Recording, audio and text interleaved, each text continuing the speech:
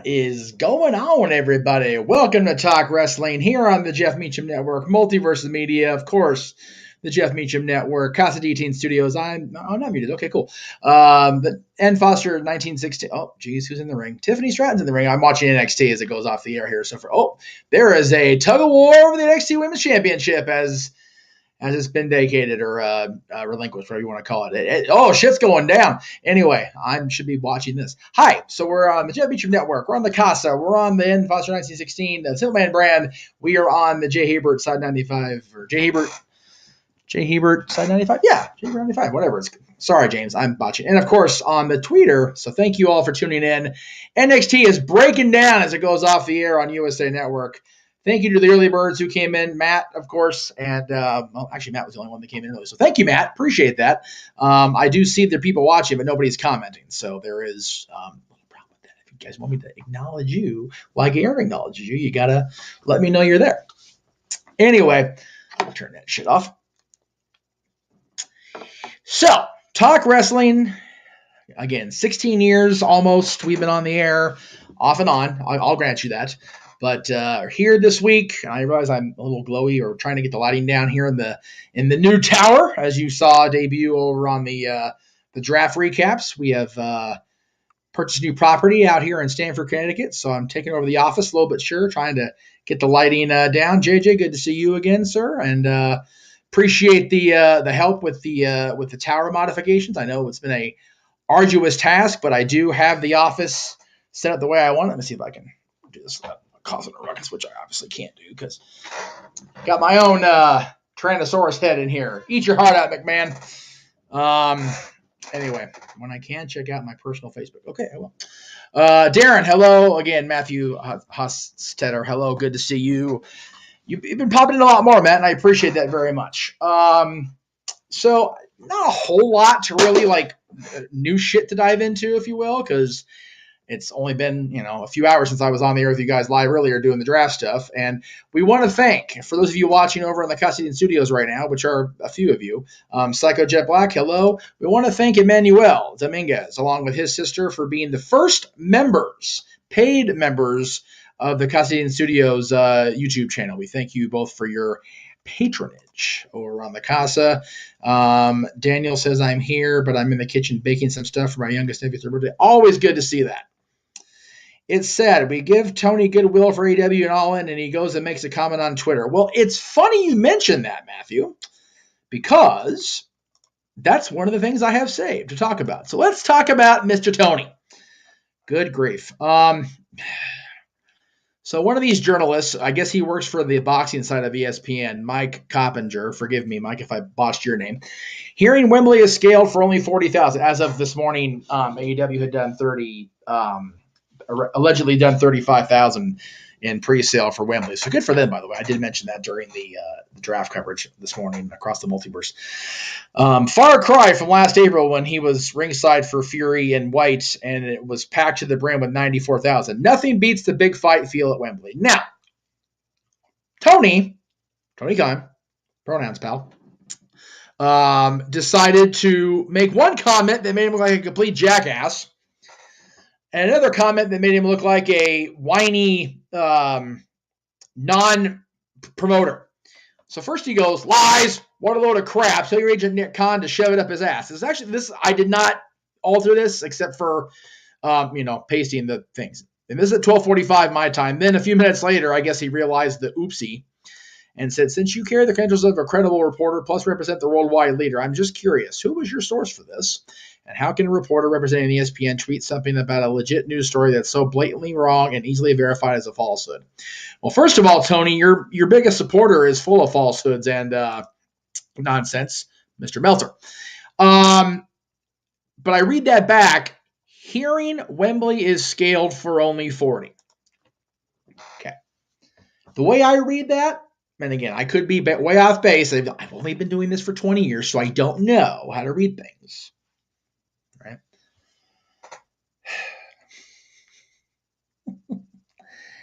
He's heard it.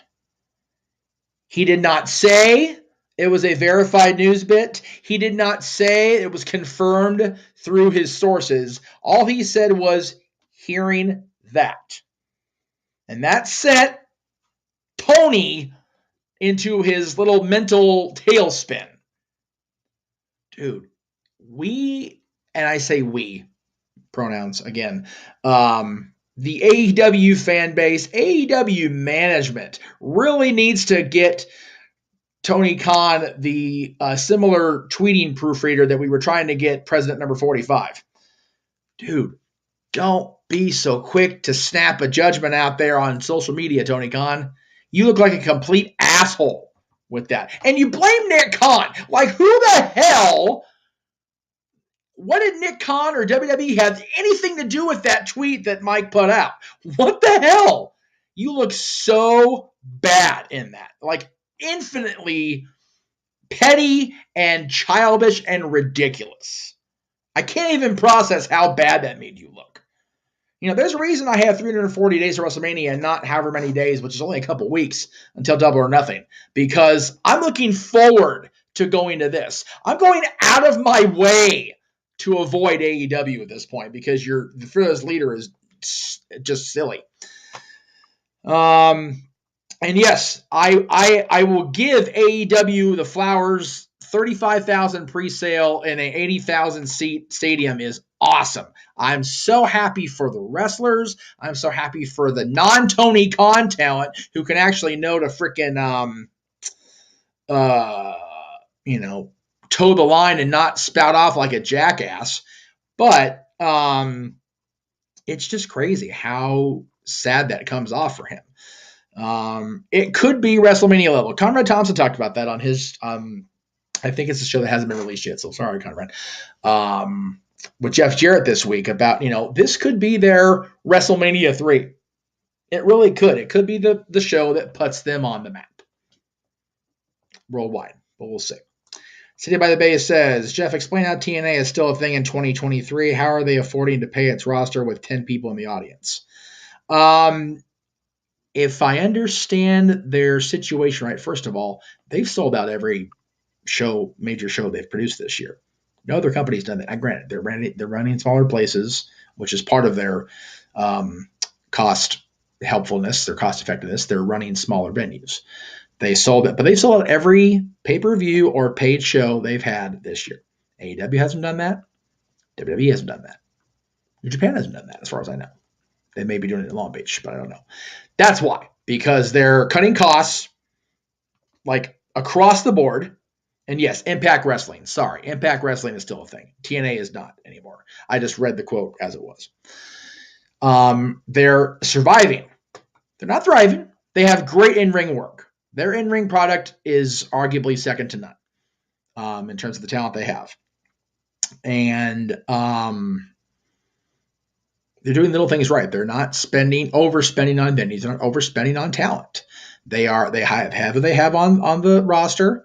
They just brought in Trinity Fatu. She'll be on Impact this week to cut her first promo live on the mic. So that's how they're doing it, because they're finding ways to not spend money for the sake of spending money, which was a huge problem for WCW, which has been a huge problem for WWE off and on over the years, and for these little independent pop-ups that just, want to make that big splash and then, there's no more water in the pool. Right?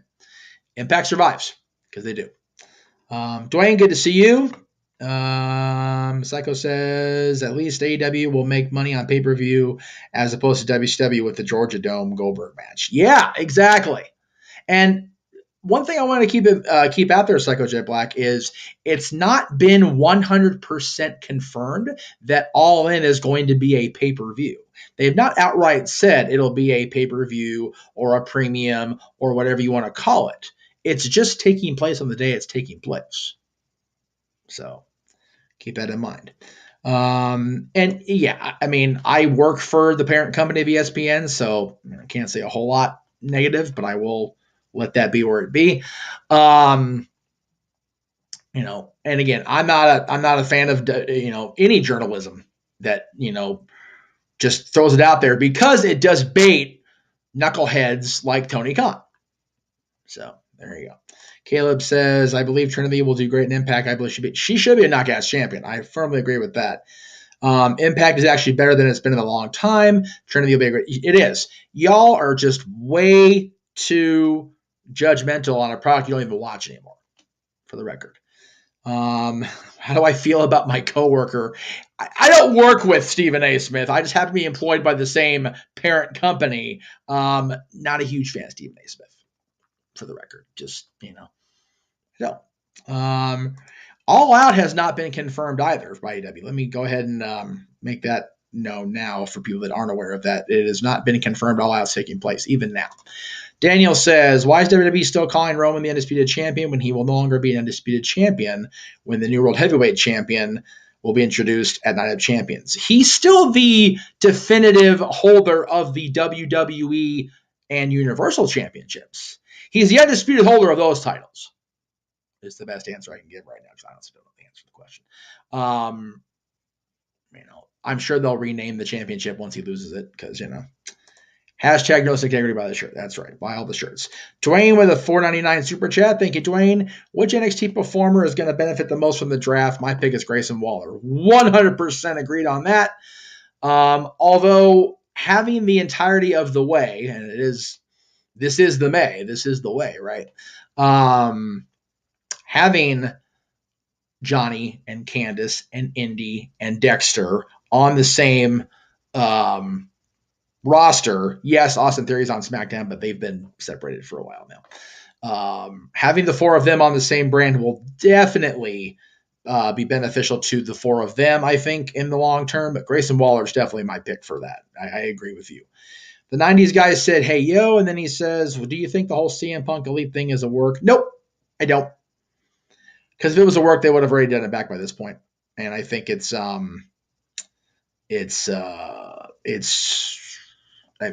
the more things go on, the more I think it was a work, and then we've all been worked into a work shoot into a work, brother. Okay, that was a lot of inside baseball phrases there. There's money on the table between Punk and the Elite, especially Kenny. They just need to grow up and do it. Worst case scenario is they'll have Roman Reigns versus Dwayne Johnson for the world title at 40, WrestleMania 40. There you go. I'd rather have Sikoa, Rhodes, or Breaker for the title. I would agree with that. Don't sleep on Pretty Deadly. Hashtag yes, boys. Absolutely. Pretty Deadly is a hell of an addition to the main roster. I think those guys are getting slept on, like you said, Jay, and we shouldn't be. They're a solid tag team. I think they'll do well on their new home.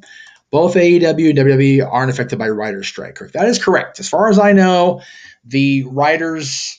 I don't think AEW has writers per se, like WWE has the guys they call writers. I think they are independent of the Writers Guild of America, which means they won't be affected by any strikes or anything in Hollywood or whatever the case may be. That's my understanding, Joey. I could be wrong.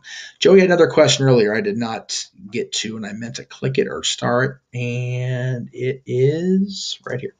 Let's hope they'll do another belt swap for women's titles again. Yeah, we talked about that this morning. JJ and I did over on our draft recap. The fact that the SmackDown Women's Champion, Rhea Ripley, is on Raw, and the Raw Women's Champion, Bianca Belair, is now a SmackDown talent. So, yeah, I don't want them to do a swap because then they just devalue Bianca's reign, which has been approaching the longest of the modern era, and Rhea's victory over Charlotte will seem kind of like, nah. I may have spoken about this already if I came in late. Not this show, I haven't spoken about it, but I'll go ahead and bring it up again now. The 90s guy. Is it going to be a heel Rollins versus Cody for the World Heavyweight Championship? I have sided in with JJ and his theory on the championship situation. Cody's going to finish his story where his father's story began, and that's in the middle of Madison Square Garden with the title over his head as the new champion. Because Dusty, had not a phantom win because he did win the match in the Garden by disqualification and then held the belt up just to piss off superstar Billy Graham. But that was the picture we saw when Cody came back of, Dusty with the belt over his head. Has to end the Garden for me. And JJ's theory is 100%. Cody wins Money in the Bank, calls a shot on Raw, wins it on SmackDown in the Garden. That's what I think should happen. I think Pretty Deadly would be better if WWE brought back Tyler Breeze as their manager, I think. Well, JJ talking about having Dolph Ziggler do it, and now they're on. Well, Dolph's a free agent, so he still could. But Breezy would be a good addition. Psycho says one major issue is WWE is that there's too many mid-carders that never had that one great match or promo to get them over with the crowd. Bingo. Psycho hit the nail on the head, as he do. Do I think Mercedes will go to Impact with Trinity? Mercedes just lost that WWE Women's Championship. Pronouns, pal. Use their names. Sasha is no longer her name. Mercedes has been rumored for Impact Wrestling. Mercedes has been rumored for All Elite Wrestling, especially with Forbidden Door on the horizon. So there you go. When are they playing MSG? July 7th. The first Friday night SmackDown after Money in the Bank will be the host of, will be Emmett, Madison Square Garden. Also my mom's birthday. There you go. Daniel says, I sense that's going to be Rhea versus Bianca in a title unification on Champions. I don't have a problem with that. JJ brought that up earlier this morning. If they stick with the brand extension, being the brand extension, and they have, let's say, Bianca, as much as I love Rhea, Bianca become unified champion. That way Rhea stays with Judgment Day and Bianca does both shows. That way we have a unified women's champion. But again, we're not unifying titles because we've got a world title for Raw now. So it's still, this is where the draft still gets, like, if we're going to shake things up, actually shake them up. It's very bizarre. How do they crown the world champion? They're saying there looks like a tournament is the way they're going, but they haven't anything made official. Right? Psycho Jet Black says, do you think WWE never turned Corbin or Jinder Mahal faces that they don't believe they can be cheered by the crowd? I don't know. Corbin's pretty over the crowd at the Sam Roberts podcast, the week of WrestleMania. People love bum-ass Corbin. But he was also very self-depreciated at that show and, able to make fun of himself. Don't know if let him do that on WWE television. As far as Mahal, again, he is the most underappreciated WWE World Champion in recent memory. Not his fault. Just badly booked. But turning either one of them babyface, I cheer for Corbin. I like Baron Corbin. I've never been a fan of the Jinder Mahal character, so I probably wouldn't cheer for him. So that could be why. 90s guy says, an Aussie, I've watched many of the main roster girls and guys come up in our local scene of all the Aussie WWE minus Rhea, who's next to win a world title. I'm not sure who even is an Aussie in the company. I still say Toni Storm is long overdue for a major run with a championship, be it in AEW, be it in WWE, be it wherever she goes. Same with Buddy Murphy, who's in AEW. There's talent across the world that are under WWE contract or under contract with a major company that just aren't getting the look, and it's bullshit. It really is. Caleb said, first he said, I was going to get to your chat, but if you were impatient, so I'll take the $5 by all means. Thank you for that, by the way. Mercedes and Trinity would be awesome. Impact Knockouts Women Tag Team Champions. Absolutely. Absolutely. They should be champions. There you go. Grayson Waller. There is a great example of an Aussie that is right there on the cusp of main roster greatness. Now he's on the main roster. So give it to him. Corbin was also very over in Paris. Baron Corbin is one of those guys that if you give him the opportunity, he will find a way to get over. You just have to book him properly. I've been saying it for over a year and longer than that, really. Wrestling / sports entertainment is not hard to book. It's just hard to finance. Corbin's not that expensive a talent. He should be because he's damn good, but he's not. So give the guy a run. Shit. Bronson Reed also is an Aussie. I don't see Bronson as a future WWE world champion. People are going to be like, Jeff, you're freaking crazy. You're saying Grayson Waller could be and Bronson Reed couldn't? Yes, I am. I believe that Grayson Waller could be a WWE champion, a world champion within WWE. Bronson Reed will never get above Intercontinental or U.S. champion status. Do I think if I met Sting again, he'll remember you for that time you called for an interview? No. It was a one-off. It was early in my career. We've both had a few blows to the head since then, so I don't think so, honestly. And if he does and he gives me shit, then he does and he gives me shit, and it is what it is. $5 for thank you for the super chat. You didn't super chat that for me for a question, but thank you. Did I see Indy Hartwell vacant? Yes. For those of you that are not watching NXT, and I know JJ's watching it right now, so sorry, Jay. Yes, I did see NXT, and I did see the situation. So it is what it is.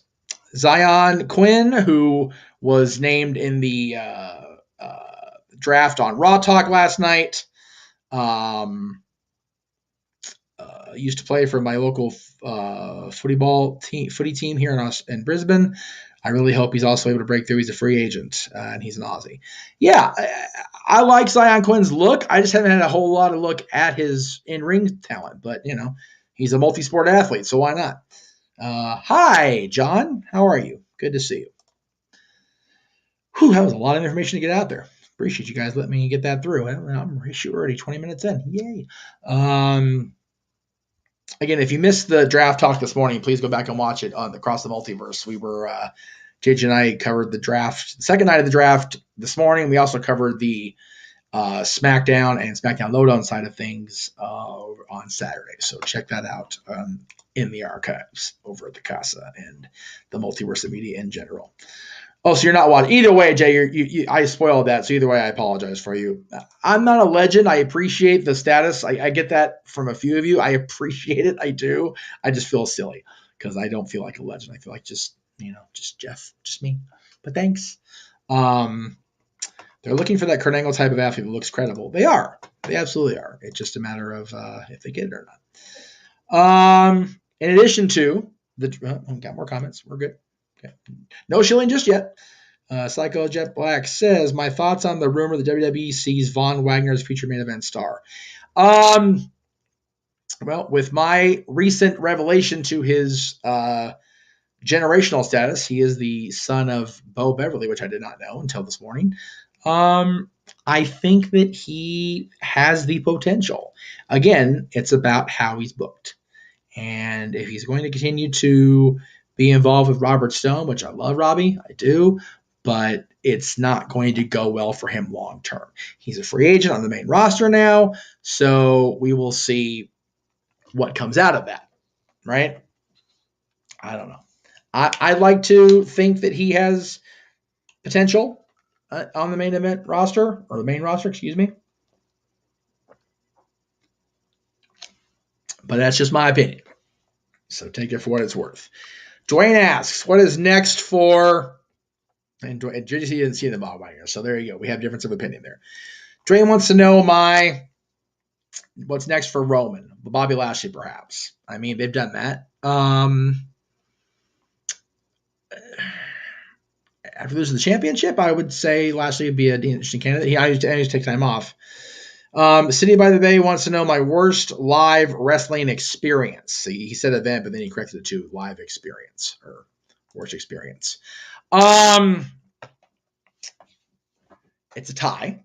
One was very early on. Well, thank you for Daniel. I appreciate the explanation.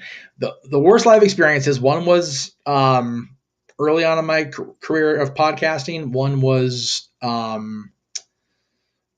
within the last decade. So the early one was the only XPW show that I ever went to under the original XPW.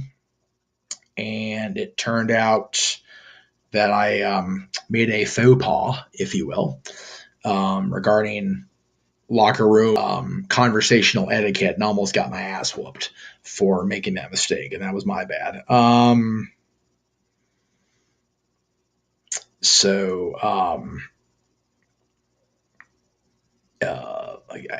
don't shy away from it. I do shy away from talking about what happened as far as the details, but that was definitely the worst. The bright side of that weekend was that was the first time I met Shannon Sproul, Daphne, and it was a wonderful friendship that was cultivated out of that. I miss Staph to this day. I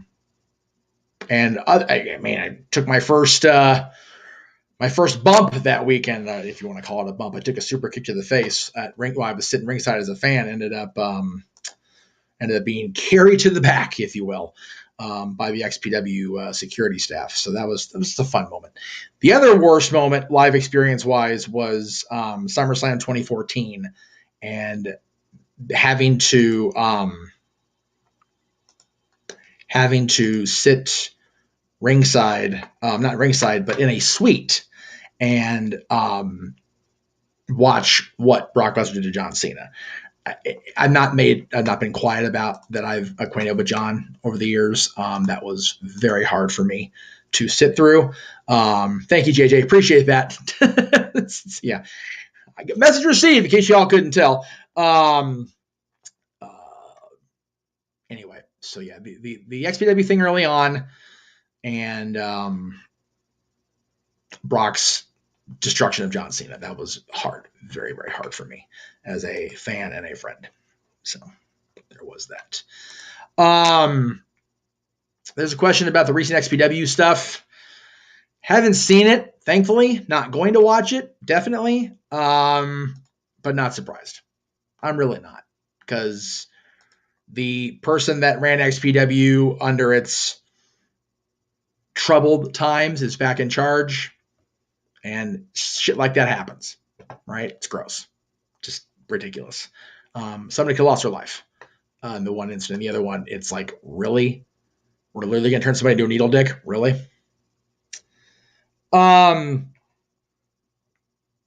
Psycho, I'd like to see that too. The thing is, I've made nice with Noah, and I don't expect that to be a universal thing, right? So if it happens, great. I'm not going to put it out there. I'm not going to try to manifest it, because it's just really not. I won't say it's not worth the energy, because anytime people I care about can make peace is awesome. Whatever. I realize they announced Tessa, but Tessa's coming to UWW's first event here in LA, Jay, and she's facing Ashley D'Amboise. So I'd rather go watch Tessa at UWW than ever go to XPW again. Just throwing that out there now. All right. Speaking of Mr. Williams, we're going to go ahead and take a brief little break here. It's about 3 minutes. Wait a minute. Did I hear myself say that? And I'm going to go grab some water, grab a potty break. And while if you're watching on the Casa, you already know about this, and we thank you for your page on the Casa. But for those of you watching across the other aspects of the multiverse, if you happen to join Emmanuel as a paid subscriber of the Casa D18 Studios, here's what you may see.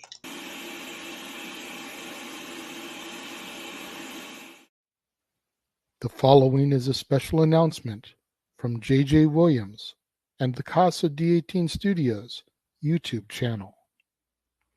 What is going on, everybody? Welcome to the members only section of the Casa D18 Studios YouTube channel.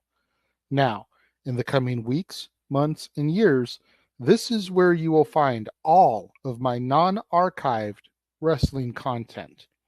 What I'm going to try to do is review wrestling DVDs, much in the same vein as you will see my movie reviews over on Renegades Reviews, as well as occasionally discuss the current wrestling product, much like the old school Renegade of Wrestling shows from the early 2010s.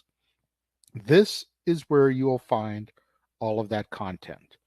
I'm looking at doing it on Thursdays, as that's usually a dead day here on the channel, with the exception of the Throwback Thursday content that airs on the main Casa D18 Studios side of things.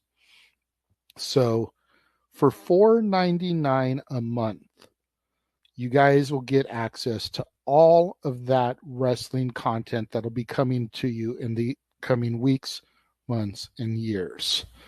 Those of you that subscribe early, like now, you'll get a few little hot take videos, maybe a surprise secret drop in there. But we're looking to have the content begin going live in July of 2023. First video debuting on July 1st, which is a Saturday, and then every Thursday thereafter, you'll get a brand new video here in the members only section of the Casa D18 Studios channel. Again, just $4.99 a month. It's a good way for you to show your love, your support. I hear a lot of you guys whispering and talking about how you would like for me to do more wrestling content. This is the way that you prove it. Show that love, show that support. Subscribe for only $4.99 a month, and you get access to videos nobody else will get access to. I thank you guys for watching this brief video explaining to you what's going to be coming up here in the members only section of the Casa D18 Studios channel over the next coming weeks. And I look forward to your support. Have a great day.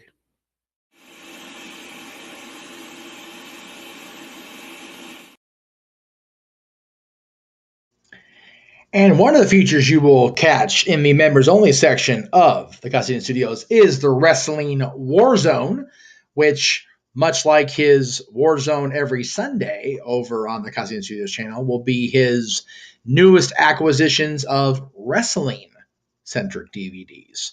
And yes, the logos are there for the letters are the way they are, of course. The WWE, the AWA, the Ring of Honor are the CZWZ, which I haven't seen in a minute. I love that. The NWOs, O, the NXTs, N, and the ECW, E. So there you go, guys. Check it all out over the Casa right now. If you're like Emmanuel and Arlene, you've already subscribed or become a paid subscriber, we thank you on behalf of the Casa and the greater multiverse of media for that subscription. If not, get on your shit. All right. In that vein, I will go ahead and plug what's coming up this week on the Casa Studios YouTube channel. If you missed it yesterday, shame on you. Shame on you, I say. Shame thrown your way because you missed the start of JJ's month of reviewing movies starring the one and only, the Duke himself, John Wayne. Yesterday's was The Big Trail. Tomorrow's is Stagecoach. And Friday, just prior to our dad's episode for the week, Hondo, which is one of my John Wayne favorites of all time. Speaking of that episode of Dad's, immediately following the review of Hondo, our top 10 characters from a galaxy far, far away. This is the May, of course. Today is May 2nd. Yes, Aaron, it's May the 2nd be with you, and only with you, you dork. That's coming up Friday, May 5th. Revenge of the 5th, if you will. 6 p.m. Meacham, 3 Pacific. To be followed the next day with a graphic that isn't in there yet because I messed up. So give me 1 second. I will locate that graphic while I talk again about this show because JJ and I canvas. It is being uploaded and edited and all the things right now as we speak across both channels. And I will say it was more difficult than JJ imagined. I figured it'd be a difficult show. I really did. And JJ had more trouble than he thought as well. So there is that. Have I seen the John Wayne movie of Genghis Khan? I have not. I'll have to look into that, Psycho. Thank you. The day after May Revenge of the 5th, it is the Lords of the 6th. Like, I don't even know what the Star Wars thing is. But anyway, May 6th, 7 o'clock Eastern 4 Pacific, is Backlash with our coverage exclusively on the WWE Network, Multiverse of Media. All the commentary featuring Noah Foster and our renegade analyst, J.J. Williams. I botched it. I know, whatever. That's right. Al Bundy's favorite. That's right. If you know, you know, kids. Open Mic Night, of course, will follow Backlash as it does every Saturday with our weekly dose of Open Mic Night. But this Saturday on Open Mic Night, there will be footage shot on May the 4th, a short time before, in a galaxy not too far away. I'm going to the park on Thursday as a guest with people. Cute people. Anyway, so also on the Casa Studios this week, Throwback Thursday, featuring the Throwback Thursday debut of Double Down with Double A, which we talked to Double A for the first time, at least in my time in years, because his nephew was picked up by the Buffalo Bills in the NFL draft this weekend. So congrats again to the Austin family. Alex Austin is now a member of the Buffalo Bills. So very proud of our extended Multiverse Media family. So congrats to them. Of course, our friends at NoDQ.com have your televised recaps all week long. Aaron recapped Raw yesterday. He'll recap Dynamite tomorrow. He'll recap SmackDown from Puerto Rico on Friday, as well as Backlash this Saturday. And of course, the No DQ review each and every Sunday that we know of. And you can find all of that and so much more across the multiverse. Yes, there it is. All the things. Talk Wrestling, Open Mic Night, The Dads, the Casa Content, Renegades Reviews, Stepway Sports Bar, The War Zone, Throwback Thursday, the No DQ TV recaps, pay-per-view recaps, pay-per-view predictions, and everything that FTW Productions has to offer, which is just so damn many. I can't say them all in the span of a plug. So thank you all who have joined the multiverse. Thank you all who are supporting the multiverse. We greatly appreciate everybody at home. I also want to give a quick shout out to two plugs that don't benefit me necessarily, but I love these people anyway. Our old friend Lizzie, and I say old like she's so much older than me. She's actually younger than me. I'm just being an asshole when I use my verbiage. Lizzie Valentine, who is my actually longest standing friend in wrestling, 20 years. It'll be 20 years next year. I take that back. She's currently running to be on the cover of Muscle and Fitness Hers. You can check out the link there at the bottom, mizhealthfitness.com/2023/Liz-Mikolos. Sorry if I botched your name, Lizzie. You can also link through my Facebook page and vote there for free each day. You can also contribute a Warrior vote and help support disabled veterans.